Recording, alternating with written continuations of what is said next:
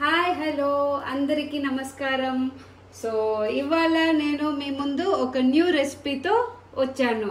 అదేంటంటే summer special. So guest చేయగలుగుతారా ఏంటదని? Okay, guest చేస్తే నాకు కమెంట్ చేయండి. సో అలా మనము ఈరోజు ఒక అందరికి 90s కిడ్ ఇంకా మన పెద్దవాళ్ళకి అందరికి ఇష్టమైన ఒక డిష్ చేయబోతున్నాం. అదేంటంటే కుల్ఫీ. సో రండి ఎలా చేద్దామని చూద్దాం. సో అందులో ఇప్పుడు కానీ ఇందుకు ఫుల్ క్రీమ్ మిల్క్ వాడదాము, ఎందుకంటే అందులో మనకు మలాయ్ అంటే మీగడ కొద్దిగా మంచిగా వస్తుంది. ఈ కుల్ఫీ యొక్క స్పెషాలిటీనే మధ్య మధ్యలో ఆ మీగడ టేస్ట్ రావడమే, కాబట్టి అందుకు ఫుల్ క్రీమ్ మిల్క్ తీసుకుందాం. 500 ml మిల్క్ వేసాం కదా, ఇది ఆల్మోస్ట్ వచ్చేసి సగం అయ్యేటట్టుగా దీన్ని బాగా మరగపెట్టాలి. సో ఇప్పుడు చూడండి బాగా మరిగింది. ఇట్లా మలాయ్ అంటే మీగడ ఇలా చూడండి, మీకు కనబడుతుంది అనుకుంటాను. ఈ స్టేజ్లో మనము షుగర్ యాడ్ చేసుకుందాము. షుగర్ వచ్చి రఫ్గా ఇది 500 ml కాబట్టి ఒక 6 to 7 స్పూన్స్ చాలు. మళ్ళీ ఎక్కువ స్వీట్ అయినా తినలేము, అలానే ఎక్కువ తక్కువగా ఉన్నా కానీ మనం ఇది వచ్చి మంచిగా వచ్చి కుల్ఫీ మనం చేయలేమన్నమాట, లైక్ మోల్డింగ్లో మంచిగా రాదు.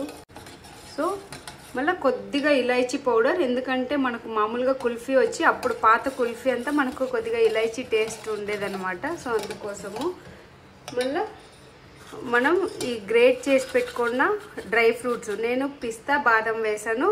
మీకు ఇంకా కావాలంటే క్యాషు వాల్నట్స్ ఏదైనా కావాలంటే ఏదైనా యాడ్ చేసుకోవచ్చు. సో వీటినంతా కూడా కాసేపు మరగనిద్దాం.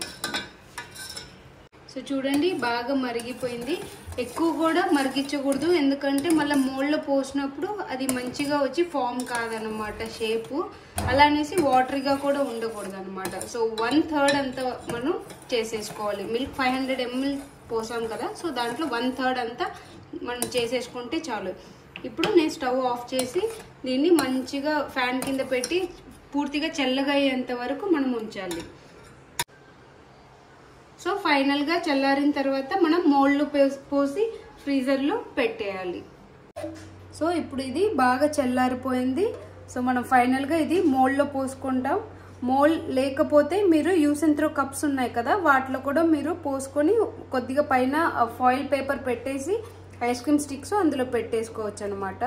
మీకు కావాలంటే ఒకటైతే డెమో చూపిస్తాను. యూస్ అండ్ త్రో కప్, అందులో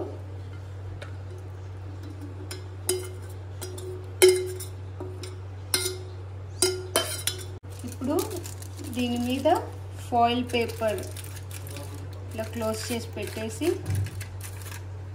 సో ఐస్ క్రీమ్ స్టిక్ నేను ఇది ఆల్రెడీ మోల్డ్ది ఉంది కాబట్టి అదే వాడేస్తున్నాను. సో ఇలా, సో ఇంతే. సో వీటిని ఇప్పుడు ఫ్రీజ్ చేస్తాము.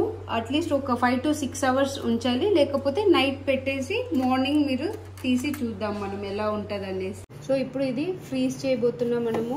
ఒక 6 hours తర్వాత చూద్దాం ఎలా ఉంటుందని. సో మనము ఇప్పుడు నైట్ అంతా ఉంచాను, ఓవర్ నైట్ ఉంచేసి ఇప్పుడు మార్నింగ్ నేను ఓపెన్ చేస్తున్నాను అనమాట.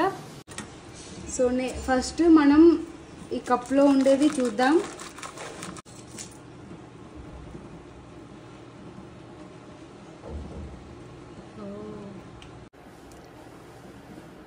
సో చూడండి మనకు ద పర్ఫెక్ట్ కుల్ఫీ వచ్చిందో.